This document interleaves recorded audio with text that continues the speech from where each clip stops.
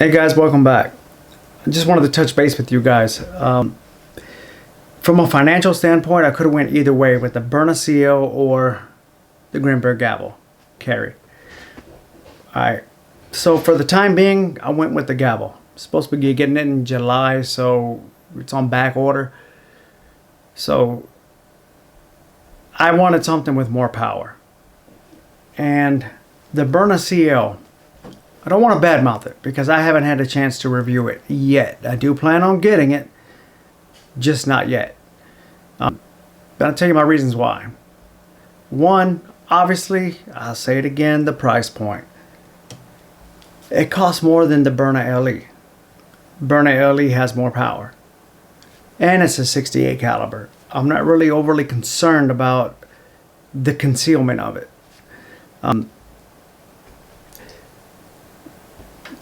One thing, I'm going to tell you my likes and dislikes according to some of the reviews that I've seen on YouTube so far.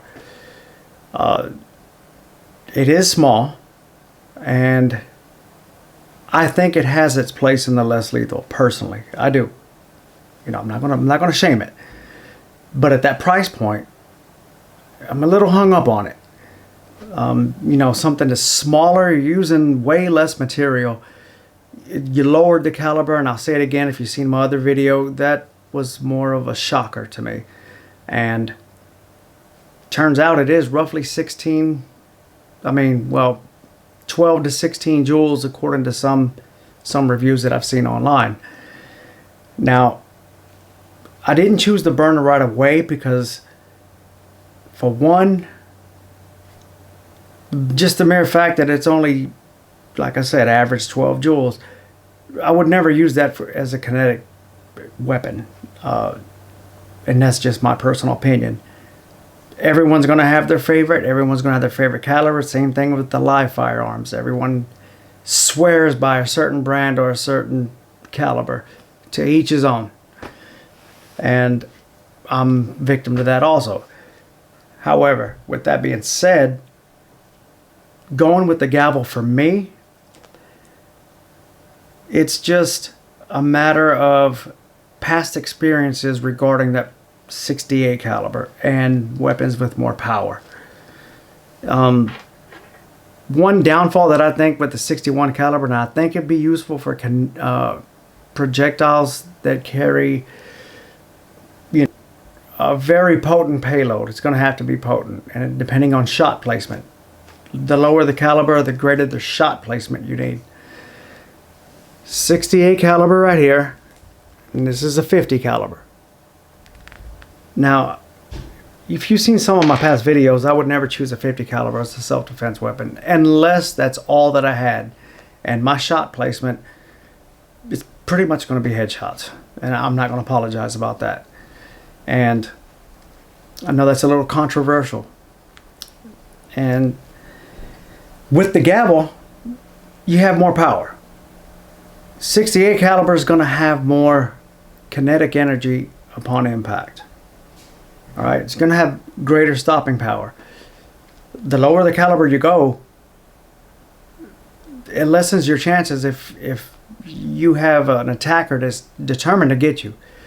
And that's another hang up that I had with lowering the caliber, because I mean, if someone's determined to get you, that's not going to be that effective.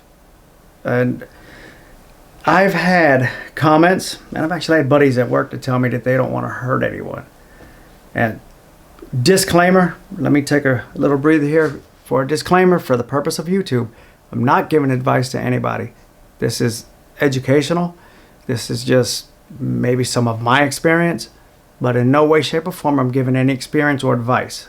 All right, so with that out of the way, that they didn't want to hurt anybody, so they figured, yes, the less caliber, and a 68 caliber has the potential to hurt. Pretty much all of them does, depending on where your shot placement's at. But a 68 caliber using kinetic munitions has a greater, it has greater force behind it. And I've also seen where people would sit there and say, essentially, oh well, it's 400 FPS. The 61 caliber, the Byrna. It gives you greater penetration. Well, that's all fine and dandy. But the point of less lethal, the very concept of it, is stopping power. I'm not overly concerned about penetrating. If I wanted to penetrate, I'd use a live fire gun. My take on the civilian version of less lethal, because these are defensive weapons, I'm trying to stop to de-escalate the situation, and I don't have any concerns about hurting a perpetrator that's trying to hurt me or my loved ones. The more in pain I inflict, the less incentive he's going to have to want to keep up with his forward progress. You see where I'm going with this? So, for me, it's definitely trying to stop them and inflicting whatever pain that it can be inflicted will be inflicted up to the threshold of lethality if it's an overly determined attacker. And the thing about it is, even your lower calibers, they have a spot. And let's, scenario where the attacker's he just sees you as a opportunist.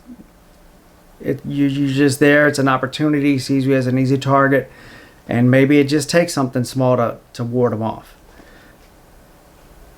But I'm going to go out on a limb here and say there's a high percentage of people that purchase less lethal, in addition to purchase live firearms, that watch videos, but's never really been involved in a hostile situation where it's dangerous and could basically potentially lead to bodily harm or worse than that. So on that premise, I think it builds effectively a false sense of security, because once you get something or you read about it or you see it, oh, well, that's a good caliber. They say it's good. Let's do it. It's the end all be all, when the fact of the matter is nothing is 100% guaranteed. I've seen people hit with 9mm multiple times and survived. But when you're dealing with larger calibers, the stopping power is greater. And when the situation unfolds, it's going to unfold fast. No matter how much you replay it in your mind, it's going to unfold fast and it's going to be unpredictable. And once again, training comes in because it basically trains your muscles, muscle reflex. But, I'm kind of going off topic. Bottom line is, what I'm trying to say is, I understand and know the effects of 68 caliber projectiles. And not trying to sound like I'm some expert, just basing that off of experience. So for me to go down in a caliber at a lower joule rating at 12 joules, because the little mathematics that I've seen people do, 41 joules per second, that's trash. Because as the projectile's going through the air, it's the dynamics changes dramatically per feet. Man, I don't want to get into this physics stuff because I'm not a physicist. I'm just going to say, but by experience, 68 calibers, if you're using kinetic munitions, has the stopping power. And I'm going to go with what works. And once again, I'm not trashing Byrna. I'm eventually going to get it, and I'm eventually going to review it. I'm just giving you my reasons why I went with the Grimberg, and when I get it, I can't wait to get it, to be honest with you guys. And it's basically a toss-up for everyone's preference. And I don't believe that the 61 caliber is going to be as effective as the 68. But it still can be. I mean, that's one of the reasons why I am going to eventually get it, especially certain situations. But for a determined attacker, I think you're going to run into a hard time. And I hope to God that nobody ever does. I mean, that's the whole point. You get it's more of an insurance policy. And with that being said, that's one of my reasons that I just went ahead and went the other way, at least for the time being. So I'll be excited when I get it. I've read a lot about the Grimberg Gavle, and unfortunately I never bothered to look into getting it, but I really do think that when people purchase these particular weapons, do a lot of homework on it, and don't just take one source. Don't take my source. Hell, take multiple sources, because that false sense of security, I've known people to get hurt by having that false sense of security, and that's the only reason why I'm saying it, because I don't want anyone watching this or anyone else, ever have to be involved in one of those situations where you're having to use any kind of weapon. I don't want you to go through it. I've been through it multiple times, both offensive and defensive. And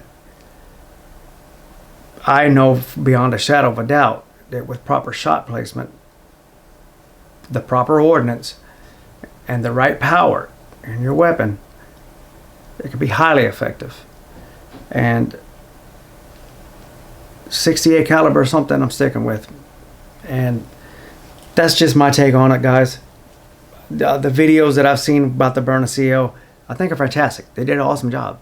I'm just saying that I'm not ready to do it now. I made this video because there was a couple people asked me when am I going to review that Byrna new CL, and yeah, I'm not quite there yet. There's a couple hang-ups I have about it, and I'm going to go with I know what works.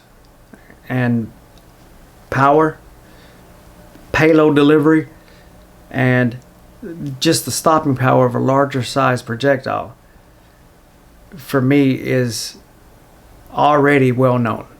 It's already been proven. 68 caliber, I think, is going to end up being a pretty decent caliber. I really do. Specifically when other makers are going to come out with other ordnance for them, heavier weights, and maybe they'll even come out with other weapons that have a higher joule rating, because 12 joules for me is just not going to do it. I could put shot placement, where it could be effective, but the point is, if I got it, it would want to be for my wife. And it's one of them things where you want something where like my philosophy is every shot counts. With a 12 joule, you're using kinetics, you're going to have to use more shots. And for me, it's like if I could actually get away with 1-2 shots and actually achieve my objective with stopping an incoming hostile, then I've done my job. I've de-escalated it, because the last resort would become lethal, and obviously that's not why I'm here or why I carry something like this. But the more power you have, the more stopping power with the 68, the less shots you have to take, because it's one shot, one critical impact on your target. So each shot has to count. Oh, by the way, that brings me to one more last point before I forget. I know I'm kind of going all over the place here, so just bear with me. One of the reviews I did see that the triggering mechanism of the Byrna CL, and this was another hang up, was that the first shot's going to be a reduced power. That's something I don't. I mean, normally your first couple shots are your power shots, and as I've just stated previous, every shot counts, in my opinion, the way I know it. So just the fact that the first shot's going to come out half power or reduced power, to me, that's not a good thing. I'm not saying you can't utilize it. I'm not saying that. All I'm saying is that for me, that's not something that in a defensive situation is going to be beneficial to the outcome. I need that first shot to be full power, dead center, right on target, so that hopefully I don't have to get to a second shot. So it really doesn't matter to me how many munitions it actually holds in a magazine, unless it's for home defense, but that's a whole nother ball game, because it's different. Have a different defensive stance. But yeah, with that right there, that was another hang up for me. So like I said, I don't want to keep talking about the bad because you know, I'm not going to bash Byrna. I love Byrna. Obviously, I love Byrna products. So I am going to give it a try though. So maybe later on in the future I'll be doing a video once I get it in my hands, but I do look forward to that Gavle. Anyway, I'm just rambling on. I'm a little tired. I worked a double shift, so I'm kind of here and there. So if I rambled, you know, apologies. You get what you can get off of it. If you do have any questions or any comments, just hit me out in the comments, and you know, when I do get time to look at them, I will get back with you. And in the meantime, if you like these videos, hopefully you do. I'm trying to get to 500 subscribers. Hit the like, hit subscribe. It does me a favor, helps out the channel. And I'll see you guys next time. Stay safe.